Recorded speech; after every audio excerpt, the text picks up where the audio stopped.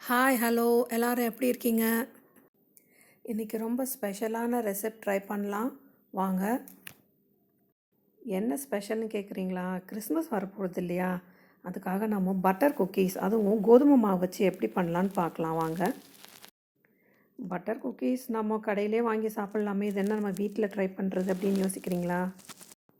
எந்த ரெசிபியாக இருந்தாலும் அது நம்ம செஞ்சு சாப்பிட்டா அதோட டேஸ்ட்டே வேறு லெவல் தாங்க. வாங்க எப்படி பண்ணலான்னு பார்க்கலாம். 2 கப் கோதுமை மாவு எடுத்துக்கிட்டேன். பட்டர், அதாவது அன்சால்டட் பட்டர். இது வந்து நம்ம ஃப்ரிட்ஜிலேருந்து அப்படியே எடுத்து ஸ்லைஸ் பண்ணிக்கோங்க. குட்டி குட்டியாக சின்ன சின்ன பீசஸாக ஸ்லைஸ் பண்ணிக்கோங்க. இதை நம்ம வந்து சில்லுன்னு தான் யூஸ் பண்ணணும். மெல்ட்டான பட்டர் ஊற்றிடாதீங்க, குக்கீஸ் ரொம்ப ஹார்டாகிடும். அடுத்து ஒரு மிக்ஸி ஜாரில் 2 கப்பு கோதுமாவுக்கு நான் ஒரு 1/2 கப் சுகர் எடுத்திருக்கேன். 5 ஏலக்காய் இதை போட்டு நல்லா நம்ம நைஸாக அரைச்சி எடுத்துக்கலாம். இப்போ நம்ம கட் பண்ணி வச்ச பட்டரை கோதுமை மாவில் போட்டு நல்லா கை வச்சு நல்லா பிசைஞ்சு விட்டுக்கலாம். எப்படியும் ஒரு 10 மினிட்ஸ் ஆகும் இதுக்கு. பாருங்கள், இந்த மாதிரி பிரெட் க்ரம்ஸ் மாதிரி வரணும்.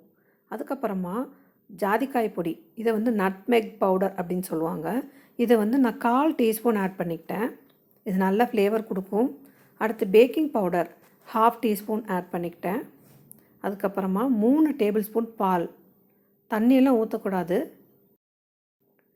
நெக்ஸ்ட்டு 3 டேபிள் ஸ்பூன் யோகர்ட், நல்ல கெட்டியான தயிருங்க, ஆட் பண்ணிக்கோங்க.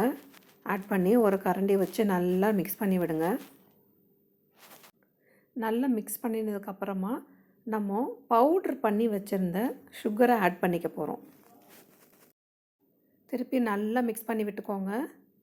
அப்புறமா இப்போ கை வச்சு நம்ம மிக்ஸ் பண்ணணும். நம்ம சப்பாத்தி மாவு பிசைவோம் இல்லையா, அந்த மாதிரி இந்த மாதிரி பிசைஞ்சுக்கோங்க. தண்ணி ஊற்றவே கூடாது. நம்ம சப்பாத்தி மாவுக்கு பிசைவோம் இல்லையா, அது மாதிரி நம்ம பிசைஞ்சுக்கலாம். இன்னும் ஒரு டேபிள் ஸ்பூன் பால் ஆட் பண்ணிக்கிட்டேன். ரொம்ப ட்ரையாக இருக்க மாதிரி இருந்தது. நம்ம சப்பாத்தி மாவுக்கு பிசைவோம் இல்லையா, அந்த மாதிரி பிசைஞ்சு எடுத்துக்கோங்க. நம்ம குக்கீஸ் செய்கிறதுக்கு போட்ட மிக்ஸ் எல்லாத்தையும் ஒன்று சேர்த்து வைக்க போகிறோம், அவ்வளோதான். ரொம்ப சாஃப்டாக இருக்கணுங்கிற அவசியம் இல்லை. இந்த கன்சிஸ்டன்சி வர மாதிரி பார்த்துக்கோங்க. இப்போ இது 2ஆக பிரித்து வச்சுக்கோங்க, ஏன்னா இது 2 விதமாக உங்களுக்கு செஞ்சு காட்ட போகிறேன். ஒரு பாதியை வந்து நம்ம வந்து ஒரு பவுலில் போட்டு ஃப்ரிட்ஜில் வச்சு எடுத்துக்கலாம். இப்போ இன்னொரு ஹாஃபை வந்து நம்ம ஒரு பார்ச்மெண்ட் பேப்பரில், ஒரு பட்டர் பேப்பரில் நல்லா ரோல் பண்ணிக்கோங்க. ஒரே மாதிரி ஷேப் பண்ணி நம்ம கட் பண்ணுற மாதிரி ரவுண்டாக ஸ்லைஸாக கட் பண்ணுற மாதிரி இந்த மாதிரி நல்லா ரோல் பண்ணி எடுத்துக்கோங்க.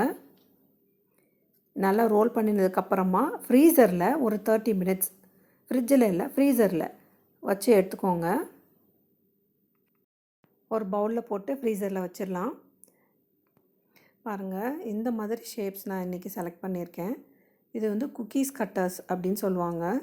இது நீங்கள் கடையில் வாங்கிக்கலாம், இல்லை நீங்களே ஒரு டம்ளர் அந்த மாதிரி ஏதாவது ஒரு ஷேப்பு, சின்ன ஒரு கப்பு இந்த மாதிரி அந்த எட்ஜஸ் வச்சு கட் பண்ணி எடுத்துக்கலாம்.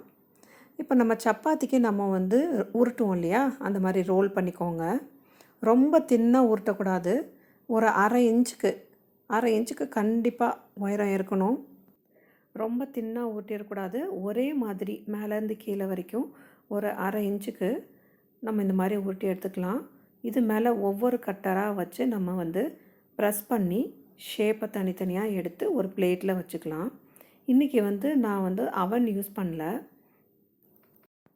நம்ம வீட்டில் கடாயிலேயும் உப்பு போட்டு எப்பயும் பேக் பண்ணுவோம்ல, கேக் பேக் பண்ணுவோம்ல, இல்லை ப்ரெஷர் குக்கரில் கூட நீங்கள் பேக் பண்ணிக்கலாம்.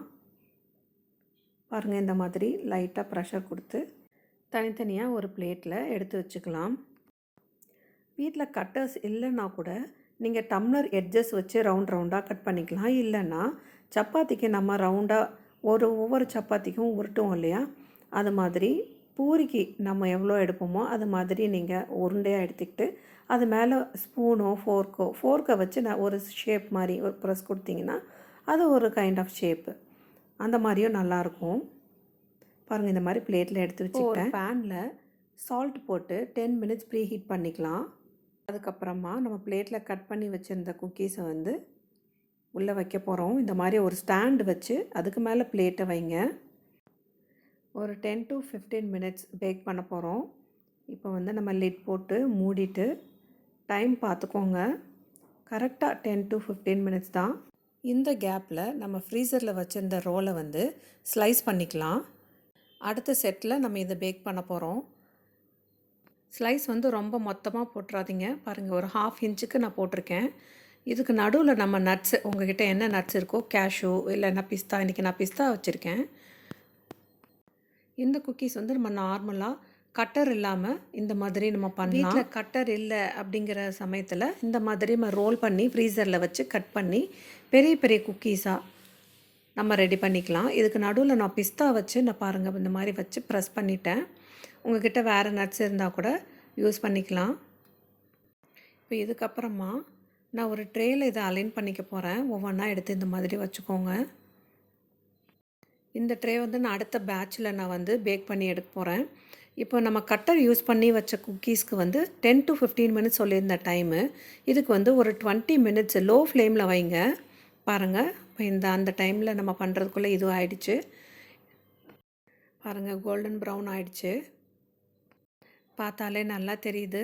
குக்கீஸ் ரொம்ப ரொம்ப டேஸ்டியாக இருக்க போகுது. இப்போது நான் அடுத்த ட்ரே இந்த பேட்சை நான் வைக்க போகிறேன். இது வந்து 20 மினிட்ஸுக்கு வைங்க.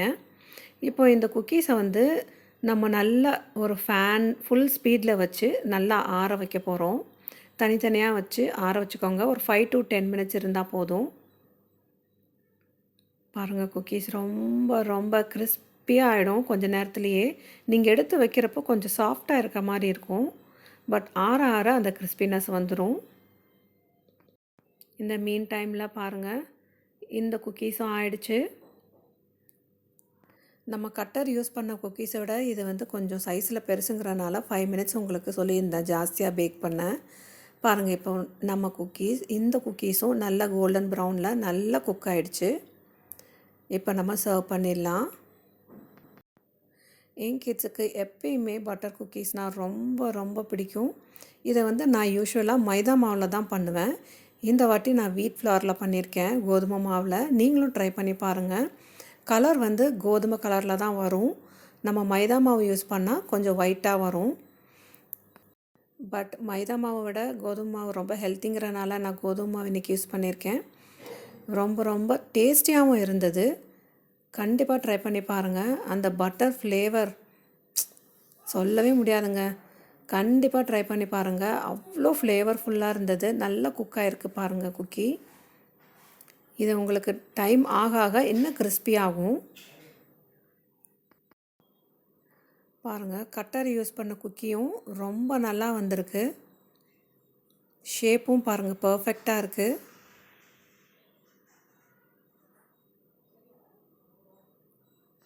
இது போல் ஹெல்த்தியான ரொம்ப யம்மியான ரெசிப்ஸ் உங்களுக்கு வேணும்னா நம்ம சேனலை சப்ஸ்கிரைப் பண்ணி பெல் ஐக்கானையும் ப்ரெஸ் பண்ணி வச்சுக்கோங்க. லைக் பண்ணுங்கள், ஷேர் பண்ணுங்கள். கண்டிப்பாக இந்த ரெசிபி ட்ரை பண்ணிவிட்டு கமெண்ட் செக்ஷனில் கமெண்ட் பண்ணுங்கள். Thank you. See you. Bye bye.